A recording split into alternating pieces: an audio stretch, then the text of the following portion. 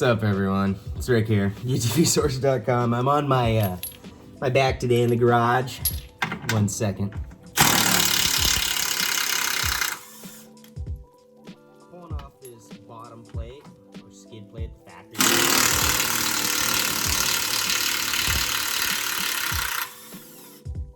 Which surprisingly only had 3 of these in it, and it should have had 5. So, missing some. Brand new car. Anyways,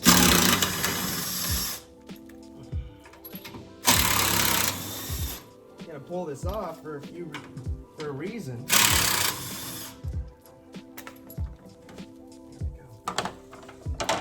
So we're just gonna do this right here.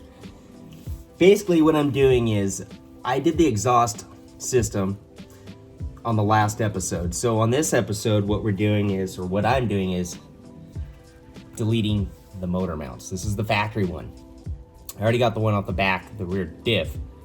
This is the factory one, it's cast aluminum. You see this massive piece of rubber that's glued in there. And then another piece of cast aluminum here. This is where the bolt goes through. This is your engine mount. Thing sucks. What we're gonna do is go with this. This is the agency power motor mount. Pretty nice piece. You can see the little feet on it right here. I don't know if you can see that. There you go. And the feet off the factory one. Big difference between the two is right here. You'll notice. Hold them both in my hand. Not a lot of material around this right here. There's a lot of material around the agency power one. It's also got a nicer internal bushing, you can see, and then a stainless insert to that bushing, right? This is stainless. This isn't. So we're gonna go and swap those out. In order to do that, I have to take the skid plate off so that I can get a jack under here on the actual cross tube for the motor mount. So I'm gonna use my Pro Eagle jack. It's up in the front right now. Get it over here, pop that up, pull this apart, and swap them out. Before I do that, I'll just take you over to the table. Okay, so that's the stock Polaris factory motor mount. And you can see there's not a lot of material holding the isolator. There's a lot of vibration coming through this, right? It's meant to by design, but that's a cast aluminum piece. It's very soft, and the center insert, or the sleeve where the bolt goes through, is also cast aluminum. So it's soft, it's wearable. So over time, that's going to fail. It's also going to rot because the isolator, or the rubber bushing, is always exposed to the elements. So in comparison to the agency power motor mount, you can see it's quite a bit more material. It's billet machined. The sleeve, or the insert that the bolt's going to go through, is hardened steel. Very nice piece. The actual isolator is pressed in. It's just a very nice piece. This is not going to fail. This is a better part, so we're gonna swap that out, and that's why I'm doing it. I can tell you this much. When I put in the exhaust system, that was my opportunity to mount the rear agency power mount. And on a level or a rating of 1 to 10, that one was a 5 to a 6. It wasn't difficult, but it took quite a bit more time than I had expected. I could have used a hand doing it because I had to lever to move it up and down to get all the bolts to line back up. So I removed the rear skid plate, and I'm gonna put a jack under this so I can locate it easier. I'm doing it all by myself, so shouldn't be too bad. So let's swap it out. So I got the Pro Eagle jack in there.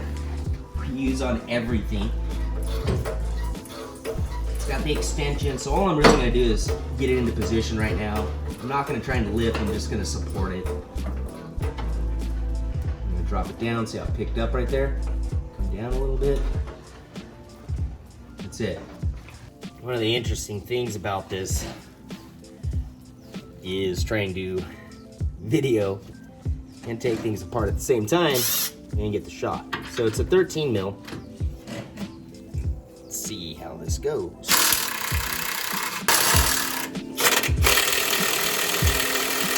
And hopefully I don't break a ratchet wrench.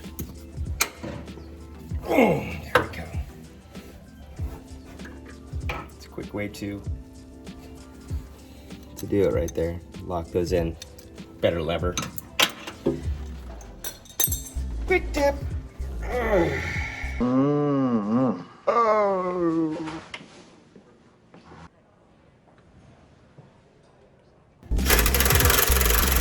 Bottom of these, you're gonna see they have a little keeper washer. I'm gonna take those off. Another thing to note, see the surface area on this bushing now? Once it's spun in, resting on the tube, versus the surface area, the old one, which is the same on both sides, is not the same on the agency. So we're gonna face it in, and what that's gonna do is lock this in, and the surface area is much greater. It's riding on the steel to the steel versus the rubber, which is probably one of the biggest things to change out now. Once you pull it off and you get to see what's going on. So far, so good. Move this around, line that back up.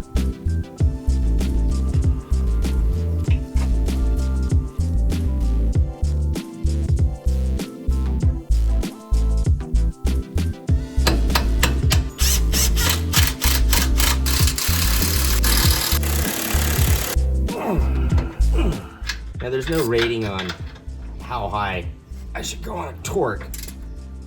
That's pretty tight. You don't want to overdo it. There's a lot of leverage created on a ratchet, but that's it. It's in.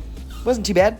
So it went in pretty easy. I guess what I'll tell you to do is when you have it jacked up, like I do, like that, it's easier to start the actual bolt, the motor mount bolt, which is a 15. Start it, get it going, drop in the back one, take a pry bar, which in my case today is this Phillips screw head driver, get it in there and pry it over to line up the bolt, let it drop in. The second one will flop right into position. So lock it down, we're gonna move to the other side.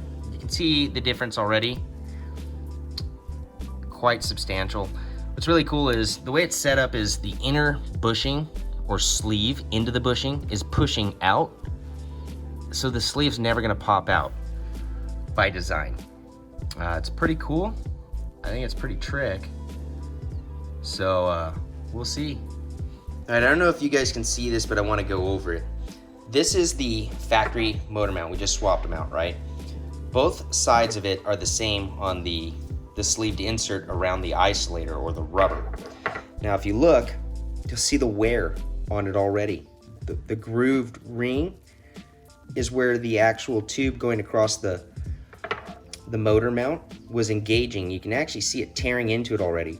Now, I want to let you guys know, this car has 0.08 miles on it. We haven't even taken it out yet, and this is already showing failure. You see that?